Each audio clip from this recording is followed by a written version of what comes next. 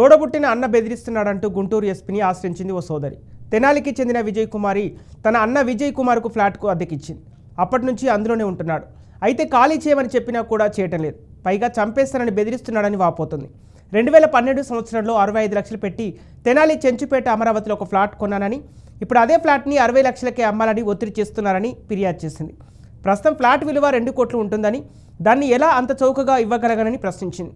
తన అన్న చెరలో తన ఉన్న ఫ్లాట్ను విడిపించి తనకు ఇప్పించాలని అర్థిస్తోంది.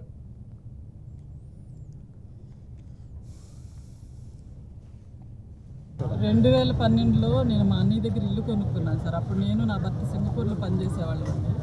2019లో నాకు హార్ట్ సర్జరీ జరగటం వల్ల ఇండియా వచ్చాను సార్. 2020లో లాక్డౌన్లో 20లో నాకు 21లో మా వారికి ఉద్యోగం పోయింది సార్ సింగపూర్లో.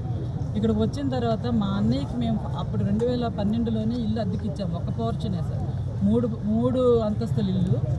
ఒక మధ్య ఇంట్లో ఆయన ఉండేవాడండి. నేను సర్జరీ అయిన తర్వాత ఇక్కడికి వచ్చినప్పుడు మా అన్నయ్య దగ్గరే ఉన్నాను సార్ ఒక 6 నెలలు. 2019 వరకు ఆయన మాకు అద్దె కట్టాడండి. అద్దె కట్టిన తర్వాత మేము వచ్చిన తర్వాత అద్దె కట్టడం మానేశాడు సార్.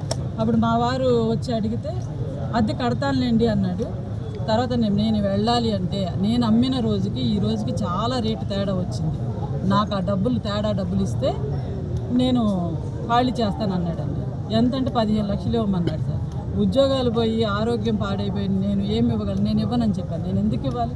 నువ్వు చెప్పిన రేటుకి నేను కొనుక్కున్నాను. ఇప్పుడు నేను అమ్మనని చెప్పాను. నాకు అమ్మాలి, నువ్వు మర్యాదగా రాస్తే బాగుంటుంది, లేదంటే నీ పిల్లల మీద యాసిడ్ పోస్తా, నీ భర్తని టిప్పర్ లారీతో చేస్తాను, అసలు మీరు అనేవాళ్ళు లేకుండా చేస్తాను అని చెప్పి బెదిరిస్తున్నాడు సార్.